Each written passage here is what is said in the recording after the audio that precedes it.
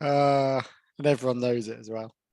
Yeah, I literally put in the Grid Talk chat. If anyone wants to join in and listen to us laugh at George Russell for 40 minutes, please do. So yeah, on the host chat one. Yeah. Right. Okay. So that's coming up as live, but it's not coming up.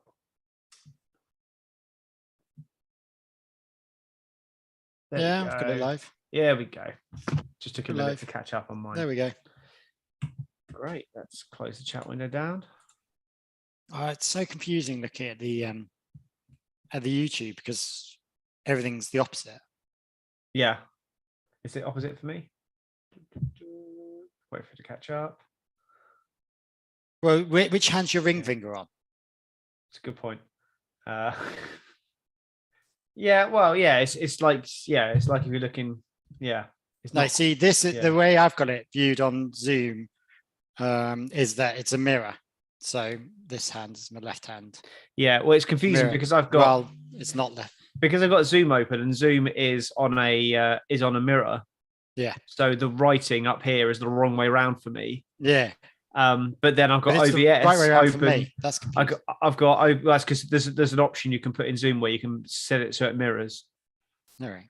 And then on OBS, which is over there on my other screen, I'm the right way around. So my hands are doing opposite directions like windscreen wipers at the moment.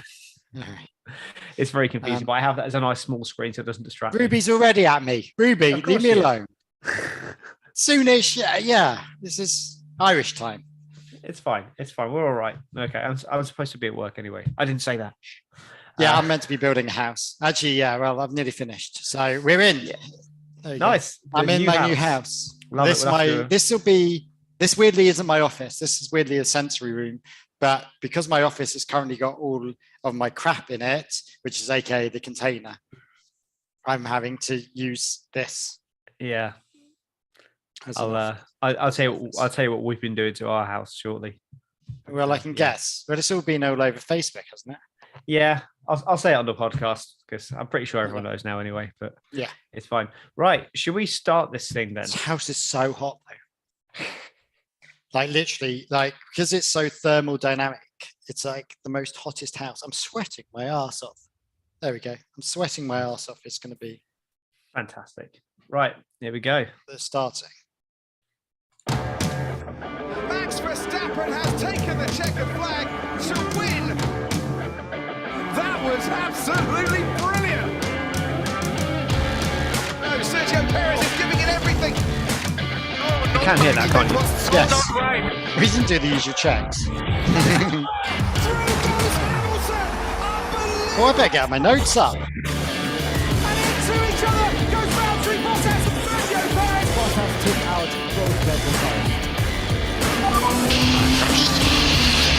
and at the back, that's George Russell out of this race. Daniel Ricciardo makes contact there with Kevin Magnussen, and there's a second contact.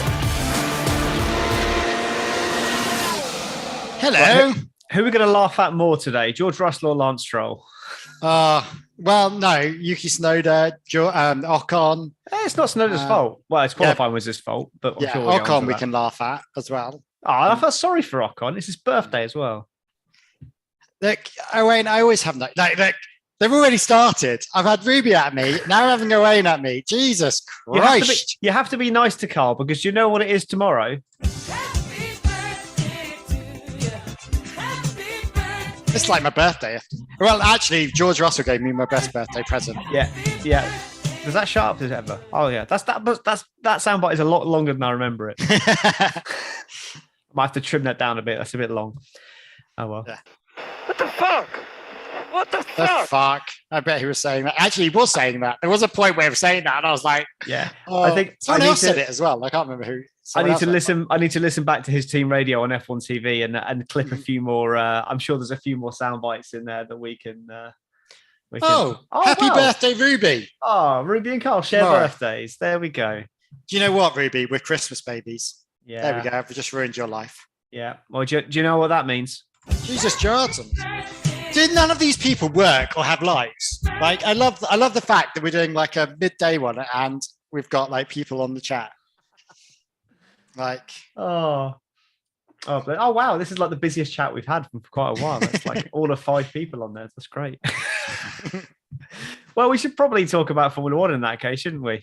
oh yeah, but like I'm in my new house. You are in your new house, actually. Look, yes. Well, I mean, like this weirdly is a sensory room, which is quite funny. Which I have no sensory bits in here yet. I can't. It's like the worst sensory room in the world. It's just completely It's white. a white box with a couple of chairs. It's like a waiting room. That's what it feels like at the moment.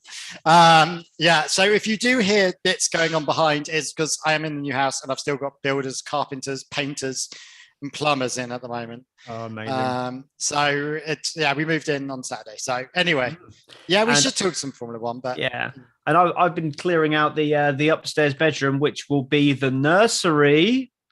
The nursery. Tell me more. Why, Tom?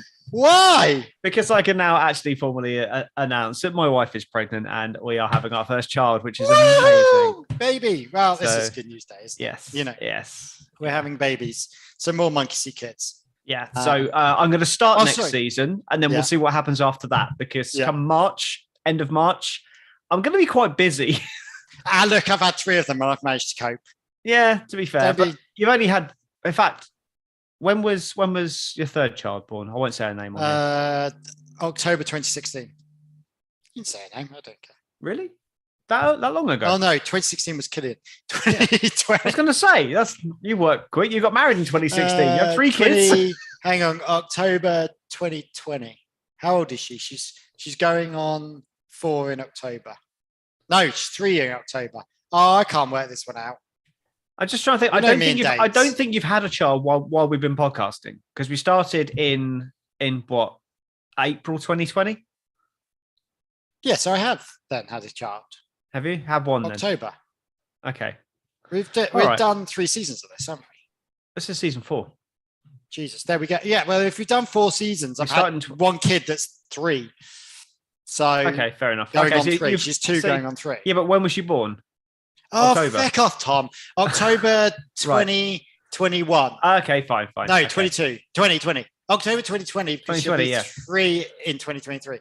Oh, my God. This is so hard. It is confusing. Right. Anyway, let's talk about some Formula One. No, right. Sorry. We're going to have to rename the podcast, Tom. Why is that? Because it's now going to, because the hybrid, the new Monkeyseat is called the Moustache. And I think that could be quite funny, us calling it the Moustache Monkeyseat podcast or the Moustache Motorsport podcast. Even I don't think that'd be funny. Do you not? No. Why would we call it the Moustache podcast? Do you not know? There's a new piece of equipment on the back of. Come on, lads. Which car's on the back? I want to say Alfa Romeo, which is ironic. Which is basically they've put a new Monkeyseat on, but it looks like a moustache. So they've now called it the Moustache. Right. Okay. And it's the Baby Seat podcast. Yes, Tom. The Baby Seat podcast. Love it. And thank you for the congratulations, Jared, as well. And Owain, also congratulations. No, he's already said congratulations. So that's fine. There we go. Cool. I mean, we could call it the Wheelbrow podcast. The Wheelbrow. I don't know what other. The Gurney Flap. The Gurney Flap was what we were originally going to call it. The Gurney Flap was going to be a thing, except I couldn't spell gurneys. That was the reason why we did it. I could spell monkey and seat. Yeah. So anyway, I've got a different beer mat out today because we're having. It's normally the Max Verstappen beer mat, but I've got my Carlos Sainz beer mat out today. So okay, right. Should we do this? Let's see. What did Carl think happened? Shockingly, again, we had a clean start. I'm getting bored of these clean starts. Anyway, Hamilton went short and went straight and then had to give 2 places back. Not complaining as it's behind Norris, but someone explained this to me. Tom explained to me, I don't get why he had to give 2 places back when he only had to jump to 1 place. Although I'm not complaining because it's Norris, so that's great. Lawson defending against Perez was fucking A1. Lawson had a great race. Sonoda parked it, literally just seemed to just drive off the track and just parked it on the side. So that was quite good. Although didn't really do any yellow flags, VSUs or safety cars, which is quite disappointing. Then there was this thing which, Max, it's faster to go slower. Someone explained that to me. Also, I don't understand. That was a radio message. How is it faster to go slower? Although Sainz also did that in some clever way. We'll get to that in a bit. Sargent decided to smash it into a wall. That's got to be his drive gone next year. And it took like a lifetime, absolute lifetime, to get the safety car out. So it was pits ahoy, Ferrari double stacked, and Leclerc had to wait. We'll come to this, I'm sure we'll talk about it, but Hamilton slowing into the pit, waiting for Russell to go out. Why was that not penalised? Should it have been a penalty on Hamilton? Again, not complaining. Verstappen didn't put any hards on. Verstappen didn't put any go into the pits because he had the hards on, so he had to sit out and wait. Was that the wrong decision? In hindsight, possibly yes, but let's talk about that.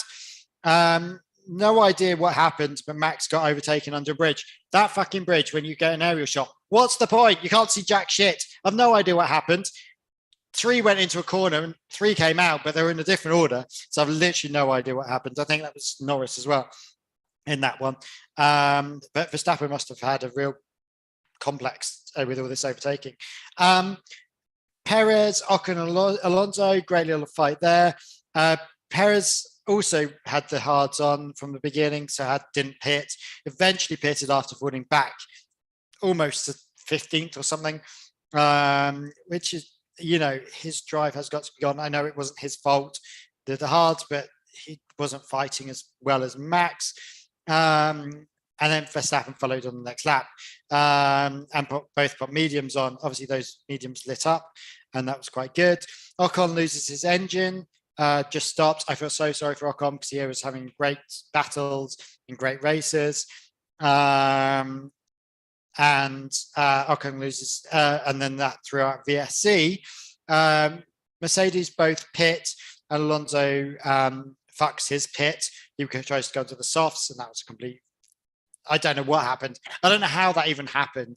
That they jacked it up to get the front tire on, and then they couldn't jack it up. They had to rejack it up for the second tire. How does that even work? Someone going to explain, why did they not just put them on at the same time or wait to have them up? That was quite embarrassing from the Aston Martin team. Leclerc just got just going back. I don't know what was going on with him. Why was he going back, but Sainz wasn't? And the Mercs powering past on the mediums. Oh yeah, both the Mercs pitted for the mediums. Sainz playing a game, which was quite interesting. And I think we should talk about this, is the fact that he managed to slow down to give Norris DRS. Ted Kravitz needs to fucking shut the fuck up, because it was like, oh, he helped Lando Norris make sure he got the second position. No, he didn't. Shut up, you fucking idiot. I quite like Kravitz, but he's a fucking idiot on that one.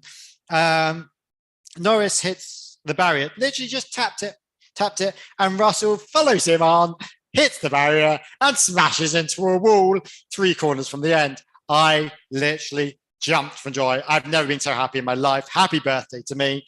Him going into the wall, fecking it up. He was in third, could have guaranteed at least a third place. Could have got second and third. Could have got second. I reckon he would have caught Norris in the end. But absolutely fecked it. Weirdly handing the third position to Hamilton, who was right behind him. Hamilton nearly got caught up in a load of issues. But anyway, final lap, Sainz wins. Sainz just had a great race. Norris in second and Hamilton third. Possibly best race of the season? I think it's definitely the best race of the season. It wasn't the best race from start to finish, because the first 20 laps was like, oh, okay. Then a bit of excitement for 5 laps while everything all kind of panned out. And then it just settled down again once the kind of the immediate tire delta of the mediums versus the hards had panned out. It went into kind of like, had it not been for Ocon breaking down on the pit exit, which, how was the pit lane not closed? That's just insane. Yeah, I don't understand that. How was that not closed? I have no idea. The pit lane should definitely have been closed for that. Not that I'm complaining, but yeah, it definitely should have been closed. It's one of those ones. We're not complaining, but It doesn't make any sense. Yeah, and then that's what brought it back into life again. And it's just, it was an odd one on that. And there was a few stewarding decisions that I was just a little bit surprised about, particularly in the qualifying ones, the ones with Max Verstappen and Logan Sargent. Apparently, the stewarding was, they decided that bad team communication was a mitigating factor as to why the blocking was then not penalised. But in Monaco, they literally said, team communication is not an excuse. You have to get out of the way. So I know it's different stewards at different races. So that's a consistency thing. And these were Max fans as well. Sorry, let's go back to qualifying. Yeah, that's what I'm talking about in qualifying. Yeah, it was. It's not so much Max fans, and also the Sonoda one. AlphaTauri didn't send a representative to argue the case. So that's real laziness. But again, this begs the question in football, right? I know I hate the clarifications with the comparisons between F1 and football. But in football, if someone comes in, does a 2-footed tackle from behind and takes a player out, and then the other player just goes, "Oh no, he didn't mean it, ref." The ref's still going to give a red card. They're still going to give a penalty. You shouldn't need to ask the person who got fouled if it's a foul or not. The referee's there to referee what they see. Look at the onboards. Look at what happens. Don't ask their opinions. Just make a bloody decision. It's really frustrating. I don't understand. There's no other sport in the world where you have to talk to the potential offender and the victims to see what they thought of it. No, just make a decision. You're the referee, for God's sake. Just make a decision, stick with it. If it's wrong, it's wrong, but just make a decision. Yeah, but that's the whole thing with football, isn't it? There's been even famously the Maradona goal. I'm really going back in time. Yeah, you're going back to the 70s there, but okay. Yeah. But you know what I mean? I think technology's come a long way since then. Yeah, but what I'm saying is that was a final decision. Even though many people said that was a handball, even at the time, that was a final decision, and that was what stood. You can't be having this. You can't be having this stuff retrospectively. Yeah. Next, we'll be trying to change championship results from 15 years ago. Oh wait. Anyway, but that's even 3 years ago now, isn't it? Yeah. Well, what do you mean now? That's been going on for the last 3 years. That's never stopped. That's never gone away. So should we start at the beginning then? So Hamilton corner one. Very good place to start. It is a very good place to start. Yeah. Hamilton corner cut at the beginning. Yeah, I'm completely with you. Based on what else you said in the race, I think it's the only thing that I'm completely with you on. It's just that Hamilton, he was fully past Norris and alongside Russell. The pass was complete. And then he fair play to him. He skirted across the runoff and then came back on in the way he was supposed to. And as a result, happened to gain an advantage from going off track. Now, we saw last year Fernando Alonso do exactly that and gain a position and get away with it because he followed the race director's notes. I don't mind. I agree he should have given it back to Russell, but absolutely not give it back to Norris. Yeah. Absolutely and this is not. What I just don't understand. But there is obviously a rule because Norris was on about it. If it was this is the thing as well. If it was intentional or something like that, there was some wording that they used, like in essence of if it was intentional to go off and he didn't get pushed off, if that makes sense, then he had to give 2 places back, which I can. Norris is playing the ref. Yeah, which I understand. He's like, ref, come on, look what he just did. He knew there's no way. He was completely in control. Outbreak Lando into turn 1. Brilliant pass. And he was fully in control. Pass done. Alongside his teammate, trying to make another overtake. That was a completely separate move. No way should have had to give that position back to Lando Norris. But then there was another incident, wasn't there, in this race, where someone almost did the exact same thing. And they waited too long to even... Because it was Hamilton on it was Hamilton on Perez. Hamilton overtook Perez, and then it looked like he'd gone off track. I never saw a replay of it. Maybe he must have had one wheel still on the track, but his lap time was deleted for track limits, which meant he must have been outside of the track limits. Yeah. So why wasn't that then a penalty? Maybe he was doing a wheelie. And officially, or got 3 wheels up, getting that back wheel up, doing a little like fucking cars thing, and going off on one. But it's just like there was a lot of inconsistencies in this race, and a lot of weirdness that I don't understand. There's nothing that the bits that I don't understand. It's more that I just don't understand them. Not that I'm saying they were wrong decisions. But I don't understand that one. This I don't understand the Max go slower to go faster. So basically, the Red Bull strategy was start on the hard, go as long as possible, keep the tyres in the window, and then at the end of the race, if there's no safety car in the first section of the race, so they do realise that's Singapore, right? Yeah, I know, but even with that safety car, it's the plan still could have worked.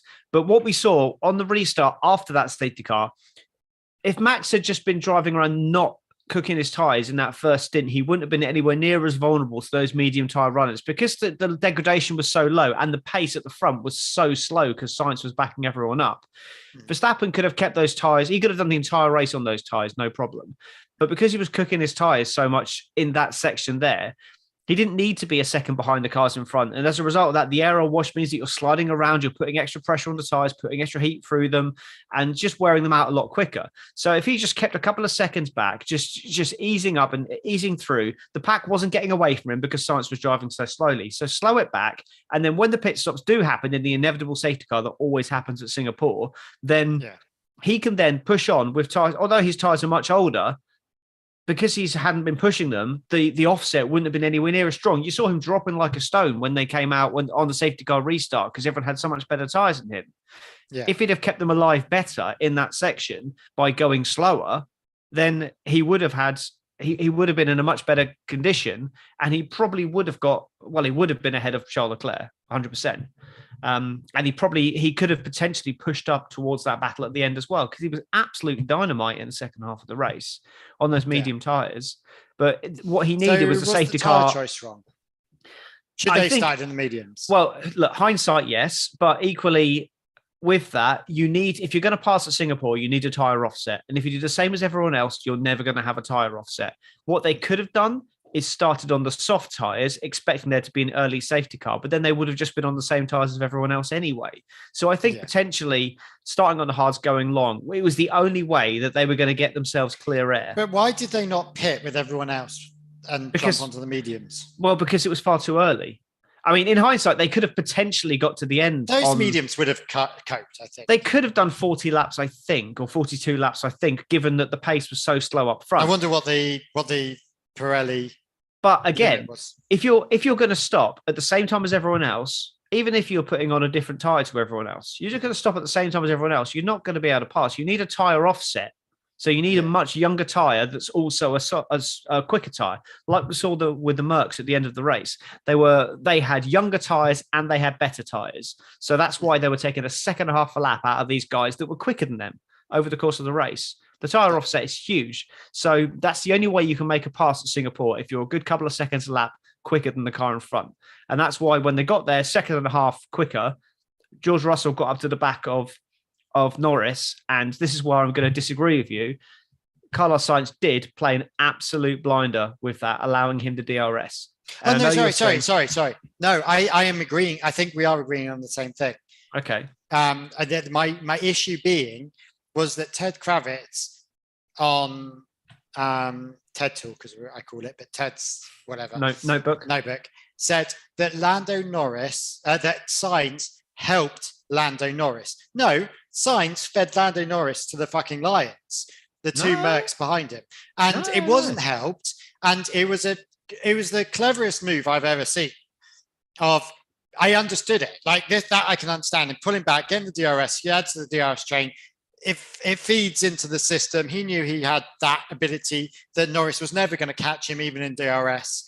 I mean, it's such a game of two halves, that Ferrari. And is Sainz now a better driver than Leclerc, and that's what's happening? Or is it just that Leclerc has had bad luck, which is never ending with Leclerc on this one? So he wasn't helping Norris as in, here's a helping hand, mate. No, he wasn't doing that. He was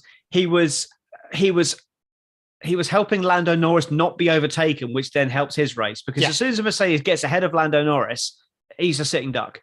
Yeah. So he needed Norris to have the DRS, because if there's a Mercedes in second place, it created a big DRS train behind him. Yeah, exactly. So he helped Norris to help himself. He didn't help Norris because he wanted to be nice. No. It was purely selfish. But brilliant move. It worked so well. And it's very clever.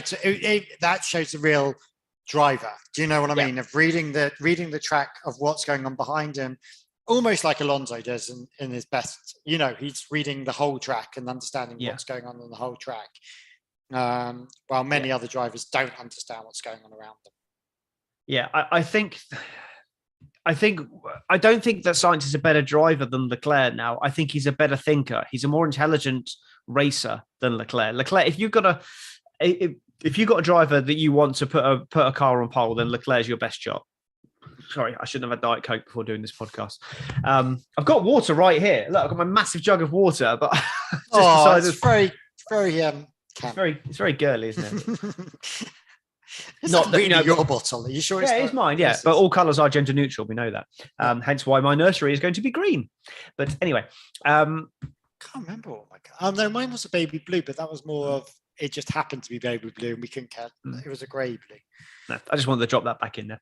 But anyway, yeah. So I Tom's think having a baby. Oh, yeah, Jesus Christ! Exactly. Pick that back up off the floor, and so it's more just like Sainz just seems to be, he's always been good at driving the strategy. He's always been good at that element of thing. And he is a much better thinker than Leclerc. We've seen Leclerc do it. Like at the start of last season, when he was fighting Verstappen, he outsmarted Verstappen in that first race with the whole DRS train thing and allowing, in Saudi Arabia, allowing Max to be right up behind him, but then repassing him. No, it wasn't Saudi Arabia. It was Bahrain, wasn't it? And I think Max did the same thing the following weekend. But so he can do it, but I don't think he's got that capacity while he's racing to do that as well as Carlos Sainz. So I think it's just a case at the moment, Carlos Sainz he's really found his qualifying form, which is crucial. You look at the qualifying form, it's just checking it now. It's Leclerc is on 8 and Sainz is on 7, but Sainz has been the last 3 races has out-qualified Charles Leclerc, and he's also out-raced Leclerc 8-7 now in races. I think if you put Leclerc and Sainz with no one else on the track, I think I think Leclerc would actually beat Sainz. Yeah, if it was a head-to-head with no game in a championship fight with the best car, if Ferrari got a dominant car and it's Leclerc, Sainz, and there is no strategy team, you sack them all, you just let the drivers do what they want. Yeah. Charles Leclerc probably does win the championship on pure pace. I just think that when you're in a fight, Carlos Sainz doesn't buckle under pressure, whereas Charles Leclerc has shown several times that he does. Yeah, Sainz just does. He doesn't have that final tenth that Leclerc's got, but you put him in the right situation, he could potentially win a championship. Leclerc could dominate a championship. Sainz could win a championship in the right scenario. He's a Nico Rosberg. He's a Jenson Button. He's that kind of driver that is not the outright best driver you'll ever get in that car, but he's a master of none, jack of all trades, almost. Potentially, yeah. It's a good, good description. Yeah, but Leclerc this weekend though was just, he was so off his game. Like qualifying, he was bad, and that's really, for him, qualifying he just didn't hook up. He was only a 10th off pole, to be fair, but he was still behind his teammate. And then, I know that was a close pole though. Yeah, I know he was deployed as a blocker for Sainz, so I don't know whether his head dropped or something like that because he was the blocker, allowing Sainz to have. Well, he was getting told to leave, step back 3 seconds or 5 seconds. It ended up being, and it was just a bit. And then it was his fault at the restart. It was his fault he fell behind Norris and Hamilton because he then he decided to come in and back off. He needed to make a 5-second gap to allow for the double stack. There was more than enough time for the double stack, and you saw that he had backed off as much as he possibly could. As he went into the pits, he came into his pit box, and he had the other cars right behind him. So as soon as his pit stop was done, he had to wait for 3 cars to go past, and then by then he'd lost those 2 positions. So he didn't judge that well enough. He could have pushed on a little bit quicker and got into the pits a little bit quicker, and not been in that situation. And then after that, his race just fell apart. He was a pit stop behind at the end for no reason on the same age tyre. So it was just a bad performance from him. But you mentioned on your what Carl thinks happened. You said, should Hamilton have got a penalty in the pits? Why is that? Why do you think that? Right. So I had to watch this about 5 times like with Laura. So Leclerc comes in, pits.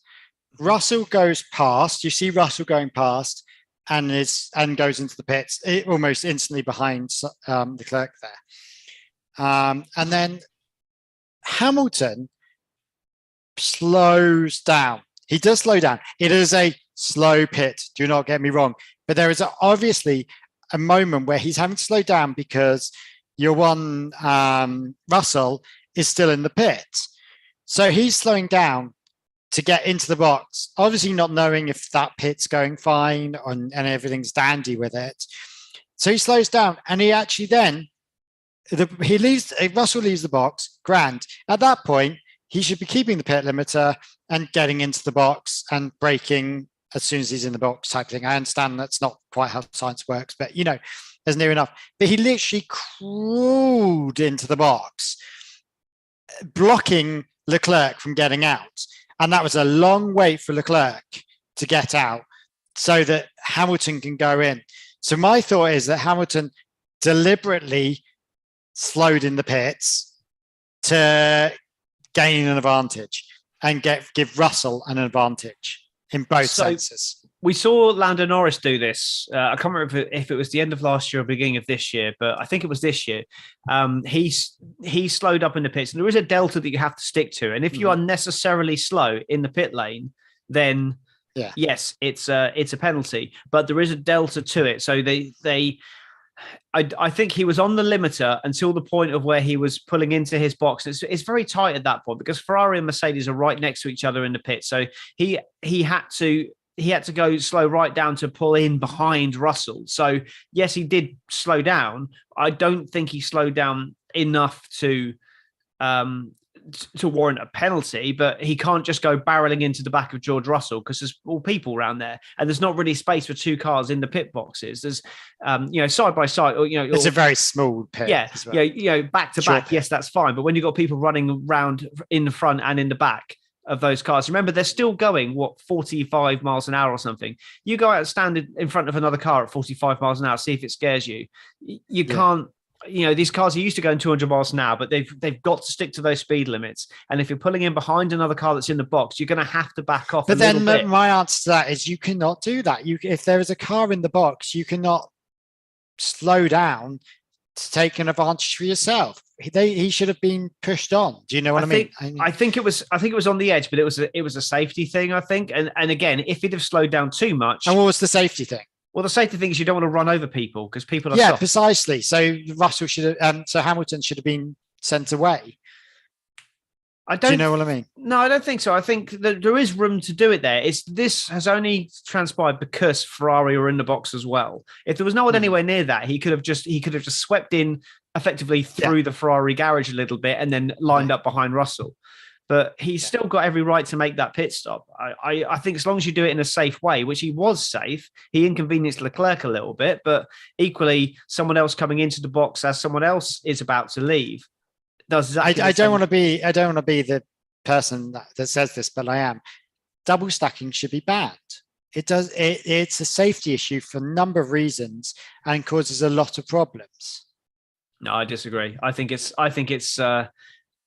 part of the engineering challenge. In that way, you could say it's not. It's a safety issue in a number of ways. Like that could have. Where do you draw the line? What if someone's half a lap behind? You just say they can't stop. What if someone's lapped? Effectively, they're stopping on the same lap, even though they're stopping a lap later. Do you ban that, even though it's technically a different lap? No, but that's the thing. It's a double stack. You can't double stack. You cannot have one car. Yeah, but where do you draw the line? What if he's 20 seconds? That is the line. Now, what other lines would you want? What if he's 20 seconds ahead, but on the same lap? Is he allowed to come in then? Yeah, as long as you're not double stacking. As long as you have not got two cars in the pit lane. That's the answer. Two cars in the pit lane. So you're saying the other car has to have exited, say, the pit box before the other driver even enters the pit lane. Exactly. That's a black and white line. It sorts out a lot of safety. Obviously, that changes if there's a safe, if the safety car goes through following Burt Mightlander because there's a crash on the start finish line. Do you know what I mean? Obviously, that's but you still can't double stack in the pits. So you could put one into the pit box. but you can't have your ones just willy-nilly just driving through because they can. Do you know what I mean? Like, and these double stacks is dangerous.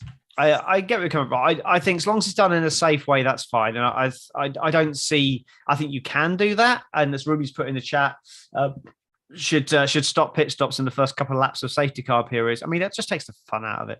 But I think as long as it's done in a safe way, you're never going to make it 100% safe. But I don't see that is something that we need to be banning at the moment. We've never really had a problem in that sense with double stack. You've had people having their races ruined by it because they've ended up like they've pulled into the box and the other car wasn't ready. They've sat there for 10 seconds because the mechanics have panicked and everything like that. So you get that part of it, but I don't think it's something that we need to be looking at banning or anything like that. I just think it just needs to stay on top of it, make sure that people are abiding by the speed limits and not backing people up too much, like you say. I think it was close with Hamilton. I think if he'd have slowed down any more, or if he'd have waited in the fast lane or anything like that, then yeah, definitely. But I to be honest, I would need to see it again, but because I've only seen it that one time in live action. So yeah, I did go through it quite a few times because it didn't make much sense. It took a while to try. With the camera angle that they showed was looking at Leclerc, and you see Russell go past, and then you see Yuan go past, Hamilton go past as well. It just is. If there's no space for them, then I don't think they should be there. Do you know what I mean? Anyway, let's talk about. We'll agree to disagree. Yeah. Right, moving on. Let's talk about the 4As: Aston, Alpha, and hang on, there's 4As. Alpine. There we go. There's only going to be two next year. There's only going to be two A's next year. Yeah, Alfa Romeo and AlphaTauri named both disappearing off the grid. Yeah. Zero Alphas, thank God. But do we know what they're going to recall themselves? Well, remember we discussed last time. Well, Alfa Romeo are going back to Sauber. Yeah. And AlphaTauri, at the moment, rumors are going to be Boss Bulls Racing. Remember now? What the fuck? Oh, right. Anyway, yes. Oh shit. Oh shit. So AlphaTauri, bless Tsunoda knocked by Perez on the first lap, and then ended up pulling up. I know he just parked. Fair play on him just parking up. I don't know whether I would did well to park it where he did. Yeah. He just carried on driving. He just parked. He was like, he just decided, fuck this shit. Go for a Sunday drive around Singapore and park it up somewhere. Can't park there, mate. Yeah. I bet that was a shock for the marshals. Suddenly going, what the fuck is this doing in there? Lawson, though, phenomenal job. I mean, Tsunoda was very unlucky. He was up on his qualifying lap, and it was all going very, very well. And then he just locked up into the same place where he retired. Actually, he just locked up and then went down that escape road and had to spin round. And then he was like punching the steering wheel because he knew that he had lost it. Because his first run was ruined by Max Verstappen, so which he didn't get a penalty for. So how that didn't affect anyone else's race, I have no idea. But yeah, so that's bad luck for Tsunoda. So a bad weekend, but not. I don't think it was bad because especially when he was number one in Q1. I mean, that was more like judgment, but I think he would have been. I think he would have been roughly where Lawson was in the race. But Lawson did a great job. But I think so. Again, if this was you now, if you were Helmut Marko, let's say Helmut Marko, what would you do? I would say something racist about Sergio Perez. I would hire a driver that's useless who had one good race. Is that talking about Perez again? No, that. He has been talking about Perez again, yeah. What else would I do? I would massively favour Sebastian Vettel to the point of being completely detrimental to my team when Mark Webber was in the team. What else would I do? All right. Yeah. Okay. What would you do in this precise second with all these drivers you now have? You have now got officially four drivers in AlphaTauri. Mm-hmm. You have two in Red Bull, and you now and you know what would you do? Who are you getting rid of? You know that snog, marry, avoid. Yeah. Who are you snogging? Right. Who are you marrying? Who are you avoiding? Not answering that, so basically, look, Well, underline this, it's not Helmut Marko's decision who goes in a Red Bull. He's an advisor. Okay. And he's in charge of the... I'm just saying who's like Red Bull. If Helmut Marko's got anything to do with it, if Helmut Marko's got anything to do with it, then if it's Helmut Marko's choice, then Ricciardo's in, Perez is out at Red Bull, and then it's Lawson and Tsunoda at AlphaTauri, which I think would be the strongest. Okay, if you were what's his chop? Sure. If you were Christian Horner, who are you picking?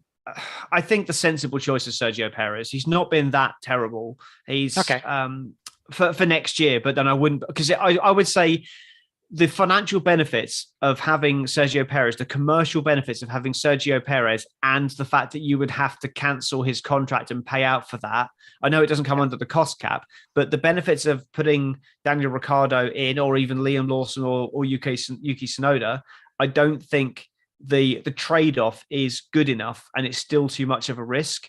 If Ricciardo, nothing's decided yet, but if Ricciardo comes in for the last 9 races of the season and he absolutely destroys Yuki Tsunoda, gets a couple of P4s, P5s, so that kind of level of performance, maybe it's a conversation. If he's like in a similar place on track to Sergio Perez, then it's probably a conversation. But I don't think that's going to happen. Looking at the evidence right now, he compared well to Yuki Tsunoda in a few races that he has done. I don't think he's done well enough. But now he's going to have a disadvantage, just like hand behind his back. Right now, I think it's like if he's not going to do well. I don't think he's at Japan. I called it that he'd be back in Austin. I think he will be back in Austin. It'll be Qatar, wouldn't it? I think Qatar's the one after Japan. I think. I don't think he's going to be there. I think he'll be back for Austin. Oh, okay. No, I think if he's not back in Japan, he'll be back in Qatar. I'm sure of it. I'm sure it's Qatar. I've got the I don't know. It's all like stupid o'clock in the mornings. Anyway. Yeah, Japan, Qatar, Austin. Yeah. So yeah, I think he'll be back in Qatar if he's not back in Japan. Okay. He's going to try and be back in Japan 100%. If he can be there, I know he said he won't come back early, but given how well Lawson's doing, I think if he's got a chance, he'll be back. Well, then what would? Okay, so I don't even know who's in charge of AlphaTauri anymore. Well, it's Franz Tost at the moment, but he's being replaced by that guy from Ferrari. I can't remember who it is now, but yeah, from Ferrari is taking over. The guy from Ferrari, let's call him the guy from Ferrari. Who would you, if you were the guy from Ferrari, who would you be placing in those seats? If it's me, I think the strongest lineup for the team is Ricciardo and Lawson, but I think it's going to be Ricciardo and Tsunoda. Tsunoda's had a really good start of the season, but there is a slight question mark over it now. All season, he's been in, for me, like driver ratings, he's been in the top 10 all year, and he still is. But when he's been up against other people that weren't Nick De Vries, he hasn't looked as good. Now, is that because De Vries was just so far off the pace? Because everyone that started the season was saying, don't rate him as a rookie. He's not a rookie. He's so... De Vries is so experienced. He's going to be really good. And wow, Tsunoda's beating him. That Tsunoda's made a real step up. Yeah, we always said he was a rookie and he should come. I always said. I always said. And he was the one that's saying, "Oh, I'm not a rookie. I've been here. Fuck off, De Vries." Oh, that was the fucking funniest thing. Sorry.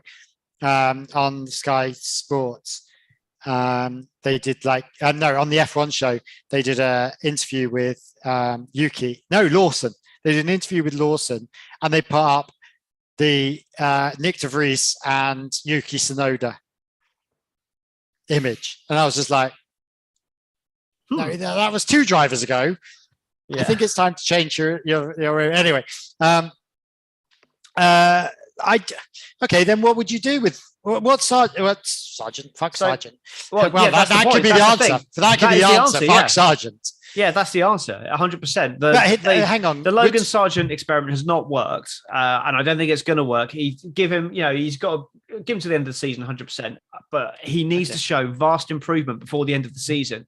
That Lawson was not expecting to get an F1 drive next year. As soon as they signed Daniel Ricciardo, Lawson's chance of an F1 drive disappeared. So I think what he gets now as a bonus, all he can do is do everything within his power, which is exactly what he's done. He scored very well over the last couple of races. Like for my races wise, I gave him an 8 for this week and a 2 7s for the previous 2 weeks. So, that's well above average for drivers. So I think he's done really well, and he's just got to sit tight now. He's done his job. If Ricciardo's back in, he's done his job. He's got to sit tight. His stock has never been higher for an F1 seat.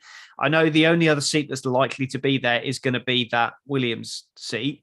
But if Sargent doesn't improve, then I think a loan deal for Lawson would make perfect sense. But from a Williams point of view, bearing in mind they have a Williams Academy, and they're having 2 Red Bull Academy drivers in their seats. Well, no, Albon isn't Red Bull Academy anymore. He's fully. Yeah, he's fully free, but he's still ex-Red Bull Academy. Yeah, he's ex-Red Bull, but do you know what I mean? Nobody in the Williams Academy, and I include Logan Sargent in this, nobody in the Williams Academy at the moment is at a level strong enough to be in that car.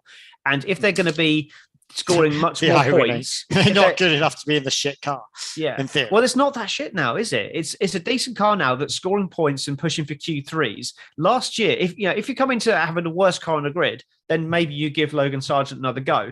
But they're comfortable P7 at the moment. They need to push on next year and just consolidate that P7. And to do that, they need to be fast out the blocks and scoring points when points are available. Logan Sargent, a bit of a shit weekend this weekend, didn't Well, yeah, it's the track. It's not suitable for that Williams. And the fact that if it weren't for Sergio Perez doing an F1 23 Tom Downey, then we would be it would have been probably potentially a 10th place for Albon, which would have been phenomenal given like the track specifics for that car. So they need to have a driver in that car that is going to get what that car can do done. Now, Lawson's done that on 3 tracks this year now. Sargent hasn't done it on. He's done a 1 race weekend. Race 2, he had in Saudi Arabia. He had a good race weekend, and was very unlucky. Apart from that, he's not been up to it. Give him 4 or 5 more races. If he's still not up to it, then you sign Lawson for next year on a 2-year loan deal or a 1-year loan deal, whatever you want to do. So what are you thinking? That will then buy time. For the Williams Academy drive. That gives them another year for the other drivers in the Williams Academy to kind of push into Formula 2. That might give them another option there. So that's what I would do if I was Williams. 100%. They've got nobody ready to go into that seat, or maybe a year in Super Formula or somewhere else for Logan Sargent, then bring it back in the fold again. That might be just what he needs. I think it's a year too early for him. He needs to do what Albon did. Yeah, he needs that year out. He needs to play on the simulator. He needs to do what Mick Schumacher's doing. Would you not put Mick Schumacher in that Williams seat? No, I don't see the point. I think that Schumacher had a couple of years. He showed that he was a perfectly capable professional racing driver. I don't think he showed enough to get. He was good enough to get to Formula 1. Is he good enough to stay in Formula 1 after he's failed? I'm not convinced. Yeah. I wouldn't be offended by him getting another chance, but I don't think it's the right choice. Okay.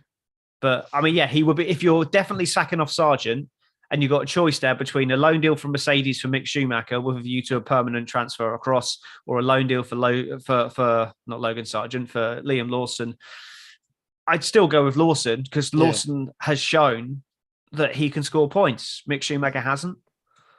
So that for me, that's what I would go with. Talking about so the Alpines, I don't know what happened to Gasly. No idea what happened to Gasly. Ocon obviously was having a great race, and especially his battle with Alonso, and then he just stopped, and I feel so sorry for him.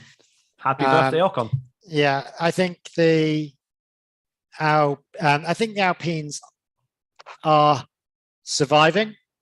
I don't think they're any good, but I think they're surviving. Much better weekend. Better weekend. I mean, Singapore, it's difficult to gauge anyone's pace because Carlos Sainz did such a good job of just keeping the pack together so there were no gaps forming, so no one could undercut anyone, that it was difficult to judge their pace. But they executed the race well. They got into good positions and they were racy, which we haven't seen from them for a while. So I don't think we can judge their pace because no one's pace was obvious at all, really, because Sainz just did such a good job up the front there of driving slowly, which is novel. But so I think I did okay. Ocon was having a great race with Fernando Alonso and all that, so that was great. But I just think it's better, but. Let's see in Japan, much more of a chassis circuit, high speed, need that top end or going through the back straight down 130R, yeah. you're going to need a strong power unit. And we know they don't have the strongest power unit. So I think they'll probably be back to that, might scrape into Q3 kind of level. So. And Aston Martin, I mean, what a crash from Stroll. Like, I don't know how injured he was. I don't think he seemed to be that injured. And I think that was he's too injured to race.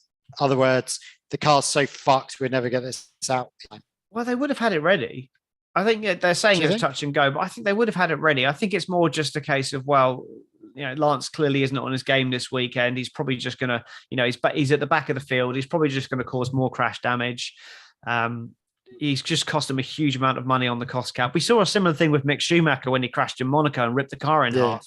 So they were just like, it was Saudi Arabia, not Monaco. So they were just like, well, what's the point? Why Buster Ball's getting the car ready? He's only going to crash it again.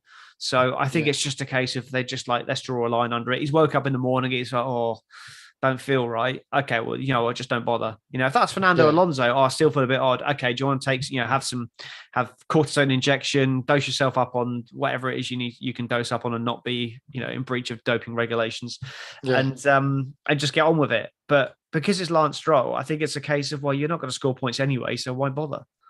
Mm-hmm.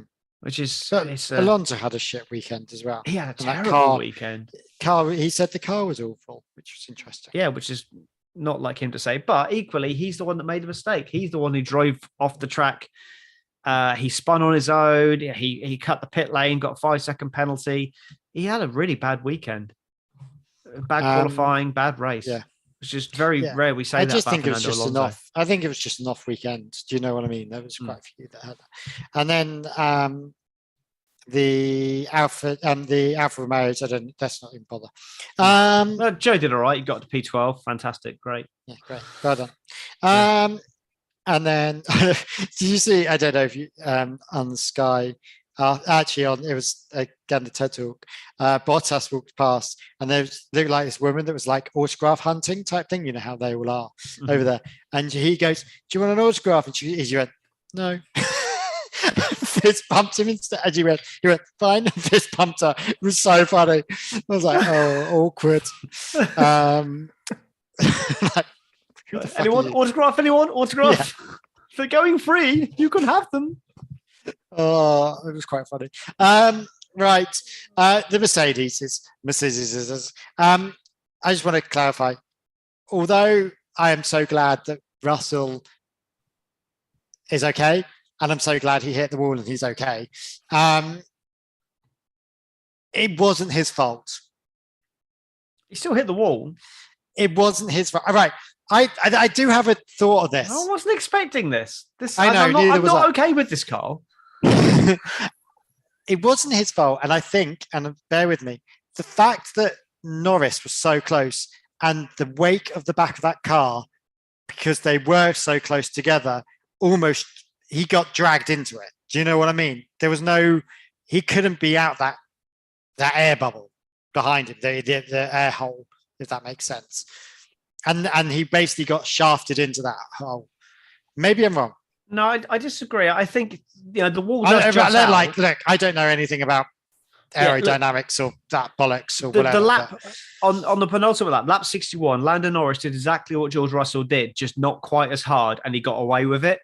The following lap, Russell comes round, and the wall does jut out slightly. He's trying to get as close as possible to get as better drive off that corner as possible. He was very close to that. Yeah, so Russell did hit Norris did hit the wall the lap before. Mm-hmm. So it does just jut out very slightly. I thought he hit the wall the same lap. No, I've not seen it, but I think it's the lap before. I need to go back and double check, but I'm pretty sure this is what I'm saying. I thought it was the same lap.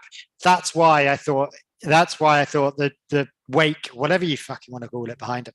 Like aero wash maybe. No, aero wash. Owain will know because he's more technically savvy than I am. Yeah. I thought that would have dragged him round, and that was the issue. I think it was the lap before, but even if it wasn't, you're still driving the car, and you still know there's a wall there. It's okay. Basically, Russell was a prick and he fucked it into a wall. There we go. It was a marginal error. I do think it was his error because he hit it bloody hard because he actually broke his rear suspension. That's why he then went straight on because like the rear end of the car dropped down and he lost all control and just went head on into the barrier. So, and that was the one moment in the race when I just looked down to my phone and then my mother was there and she goes, "Oh!"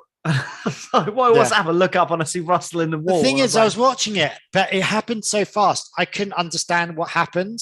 Again, it was one of those ones I had to watch 2 or 3 times to understand what the heck had happened with it. Very good.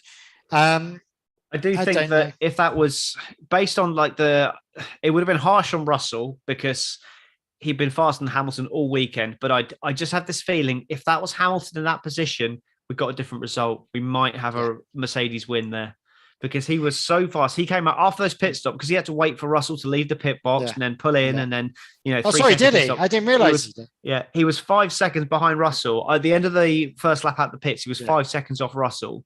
And then he was taking half a second a lap out of George Russell. Yeah. And it was only when Russell caught up to Leclerc, obviously he'd already closed in 3 seconds on Russell in those few laps before he caught up to Leclerc. And then obviously he's right with him then because Leclerc's obviously slowed him up a little bit, but he still got past him pretty quick. And then when he got up to the back of Norris, you can see he's sliding around more. He's worn his tires out. Hamilton's tires are still great at that point. I just think if they'd have been, they could never have done it. They could never have switched them over. It would have been completely the wrong call. I just think if something had happened where Russell just made a mistake and gone offline and Hamilton had nipped ahead of him, I think if Hamilton's the lead car in that scenario, as it panned out yesterday, then I think Hamilton, he gets Norris and he potentially gets Sainz as well. And then we could then be looking at a 1-2. But as it was, they've ended up. It just shows that call. It was great for racing, and it was a great call to do, and it was an exciting call to do. But in the end, they're cruising home to a P2 and a P5. They're cruising to a P2 and a P5, and in the end, they've traded it for a P3. Yeah, which makes it the wrong decision in hindsight. But it was an exciting call to do. I think it should have been. I think it was a good call, and I think had it worked and had he not crashed it into a but wall. even so, even if he hadn't have hit the wall, they've traded a P2 and a P5 for a P3 and a P4. Still a net loss. Still the wrong. Yeah, I thought it'd be because it'd be 18 points for a second place, opposed to 15 for a third. So they've already lost 3 points there. Then a P5 and a P4. So a P5 and a P5 and a P4. It's only 2 points difference. So it's still a net loss of 1 point. Now I know they're not fighting for a championship, so it doesn't make a lot of difference. So you go for the more exciting and the strategy that's going to win you a race. But I still think the better decision would have been you've got Russell in that guaranteed second place. That's not going to change. Hamilton's in their P5, loses 1 place to Leclerc into P6 by stopping. He then attacks. You can then use Russell to back people into Hamilton. He gets through. He goes off, chases down the win, and then can potentially back Sainz into Russell to try and get a 1-2. I think that's the stronger strategy to do, in my opinion. But Russell wanted the racy strategy, so that's why he was begging for it. If he'd have been begging for that strategy, they gave it to Hamilton, then he had to let Hamilton buy. That would not have been a happy George Russell. So I'm sorry, I've just pressed the button and I didn't realize I was only on top chat and I've just seen all these live chat messages. So sorry guys that I haven't been responding to them or think about it. I thought everyone just vanished. I genuinely thought everyone just vanished. I was like, oh, is that it now? Should we just have a quick look at what else we got in here then? Because there's quite a lot. P7 and Ruby, P7 and I just like that people said I had a bold idea and things. Key Paul Killians. Yep, definitely. Red Bull bought. Oh yeah, nothing like someone muttering shit that no one understands. Yeah, Jesus. I mean, sorry. I'm not a good sight reader. That sounds great on a podcast, lads. Yeah. It's just like your voice anyway. It's fine. Red Bull bought an upgraded floor to Singapore, but didn't use it after the regulation. Yeah, they didn't. That wasn't. Yeah, sorry. That was. I'm really bad at sight reading. Yeah. So we're hearing. Yeah, no, it's great. Yes, they did bring a new floor, Ruby. They did, and then they took it off because Max couldn't get it to work. But then the old floor was just as bad. So I expect that floor will be on the car in Japan. It'll add half a second a lap, and they'll be the best car by a long way. So and then so people said you made some good points. So I know, shocking. And I even got And Owain said, wake and error, what's your accepted terms? You had it right, Carl. I was like, yeah, thanks. Jared said it was a bold call. My lovely double stacking. It's a bold call, definitely. And then they got worried about me talking about that. I was slightly siding with Russell, but he's still a dick and he still hit into a wall. The Drivers' Championship then, Lewis Hamilton's now ahead of Alonso in P3. That's 180 points. Alonso's down to P4. Sainz and Leclerc both closing in on Alonso at a rate of knots, 142 to 123. Russell, 109. Norris is catching up on Russell now, 97 to 109. And then Lance Stroll remains in 9th. And kick that fucking other English twat's ass. Pierre Gasly in 10th with 45. Mercedes lost a lot of points to Ferrari, obviously, in the Constructors' Championship. It's 289 to 265 now. Aston Martin, this is getting a little bit spicy. I still don't think it's going to happen, but 217 to 139, Aston Martin to McLaren. If Aston Martin are not scoring points and McLaren are getting podiums, that could get spicy. I just think it's not going to be quite enough time for McLaren. I don't think, we haven't got enough time there. I think had they done this 3 races previous, I think we would have been fine, but Yeah, potentially. Does Alonso finish in the top 5 in the Drivers' Championship? Yes, because that car's not shit. It was just a shit race and Stroll hit the wall. He's now P4, isn't he? And he's got 2 Ferrari drivers closing up on him. No, I don't think he will. I think he's going to finish P6. I think the Ferrari is a better car. And I think he'll be top 5 because Leclerc is shit and Ferrari because Ferrari. Do you know what I mean? Good argument. They're going to finish 6th because Charles Leclerc, that world-beating talent, is shit. No, not that he's shit, but he always has a shit time because of Ferrari. Do you know what I mean? Right, okay, who's your driver of the day? Driver of the day. It's got to be Carlos Sainz, but you got to give that's it. And Liam Lawson gets a nod. Yeah, Liam Lawson, honorable mention. Lando Norris had a good race. Ocon had a good race until the retirement. There's lots of strong performances in there as well. Piastri didn't have the upgrades, was a great race. Verstappen, phenomenal. We've hardly spoken about him, but after once he got into those medium tires, he was brilliant. But it's because it's nice not to have to talk about Verstappen because he's not in the normal case. Yeah. So no, it's Carlos Sainz, 100%. Dick of the day. I've got 2 and I can't decide. So you say who yours is. Yours is. Is that even a word? I don't know. Yours is. I want to say Logan Sargent for just continuing to just disappoint. Sergio Perez for once again wasting the best seat in F1. Okay, my ones are Hamilton for the slow pit that I'm still obsessed with and fucking up Leclerc, and the Aston Martin pit crew for not learning how to put tyres on or just keeping the jack up long enough. Yeah, should we just do it? Because I think I'm going to go with Lance Stroll. So should we just go a big, a combined Aston Martin as Dick of the Day? Yeah. Great. Yeah. Fantastic. Aston Sorted. Martin just having, and to be honest, Alonso having a shit time and everything else. Although honourable mention for the stewards for making Hamilton have 2 grid places and just, And sorry, I did actually read your message when you said it. Yeah, just inconsistent calls all round. To be honest, from the stewards, it was a bit of a yet another reason why we need to be having consistent stewarding. It's getting frustrating now. Sort it out. Come on, guys. Right, Japan next week. That's going to be good. I love Japan because it means I get up nice and early and watch the race, and then I have the rest of the day to myself. So, are you going to be watching live? Yeah. 6 a.m. 6 a.m. I'm not watching the FP1 at 3 a.m. Oh no, I won't be doing that, and I won't be able to watch qualifying because I'll be at work. I'll actually be able to watch qualifying. That's 7, isn't it? Yeah, no, it's fine. Hopefully by that point I'll have the F1 in my bed and I can sit and watch F1 in bed. Nice. I'll be fantastic. Well, thank you everyone in the live chat as well. That's added something for today, definitely. So really enjoyed that. Yeah, thanks everyone for joining in. Yeah, and we'll see you all next week. Bye.